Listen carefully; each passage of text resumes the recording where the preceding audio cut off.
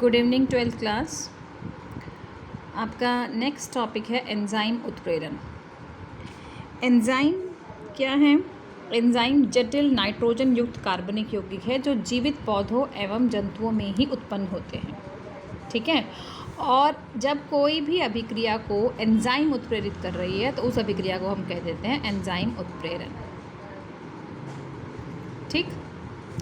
तो एंजाइम उत्प्रेरण को आप दूसरे शब्दों में जैव रासायनिक उत्प्रेरण भी कह सकते हो, क्योंकि जैसे मैंने आपको बताया ये केवल जीवित पौधों में और जीव जंतुओं में मिलती है।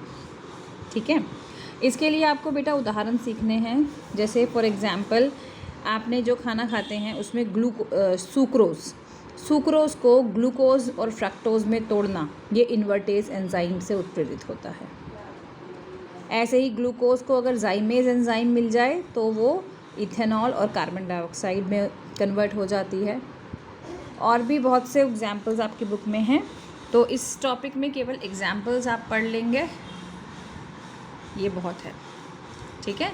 इसमें देखो इन्होंने सारी जटिल अभिक्रियाओं को, जितनी भी एंजाइमी अभिक्रियाएं हैं उनको ऐसे एक टैबुलेटेड फॉर्म में भी दिया हुआ है कि पेप्सिन एंजाइम आमाशय में निकलती है और ये प्रोटीन को अमीनो अम्ल में बदल देती है। ये बायोलॉजी वाले बच्चों ने तो इस टॉपिक को और भी डिटेल में सीखा होगा। ओके। अब एंजाइम उत्प्रेरण की विशेषताएं। नॉर्मल उत्प्रेरण और एंजाइम उत्प्रेरण में थोड़ा सा अंतर है।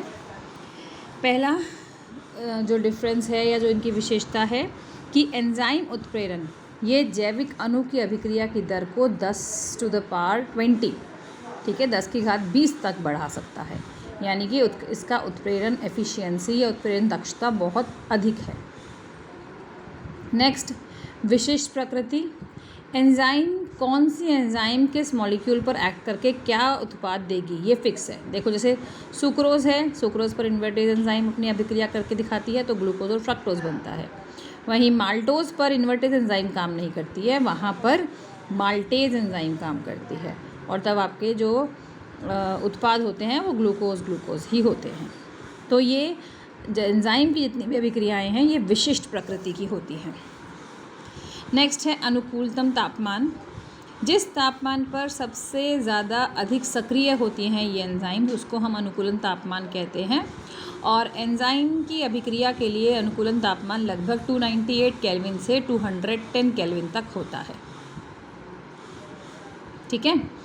अगर इससे अधिक ताप कर देंगे तो ये एंजाइम अपना कार्य नहीं करती हैं और इसको हम बोलते हैं डीनेचर्ड या विकृत। अगर ताप इससे कम रह जाएगा, बहुत कम हो जाएगा, तब भी अभी एंजाइम अपना कार्य नहीं कर सकती है और उस समय पे उसे हम कहते हैं डीएक्टिवेट, निष्क्रिय। ठीक है। अधिक होने पर विकृत और कम होने पर निष्क्रिय। अगली विशेषता है इसका अनुकूलतम पीएच, यानी कि ये पीएच भी 5 से 7 के मध्य होने पर अपनी अभिक्रिया दिखाती हैं। इससे अधिक या इससे कम पर एंजाइम्स अभिक्रिया नहीं होती। एंजाइम संबंधक क्या होगा? जो अभिक्रिया एंजाइम की सक्रियता को कम कर देगा वो एंजाइम संबंधक होगा, है ना। जैसे पीछे एंजाइम में आपने उत्प्रेरक विष सीखा था, एंजाइम के केस में उसे हम एंजाइमिक संबंधक कहते हैं। नेक्स्ट देखो एंजाइम उत्प्रेरण की क्रियाविधि। इस क्रियाविधि को हम ताला और कुंजी मॉडल से समझते हैं। ये हो गया हमारा एंजाइम और ये हो गए हमारे अभिकारक। तो अभिकारकों के पास एक सक्रिय केंद्र है जहाँ पर एंजाइम आकर जुड़ेगी।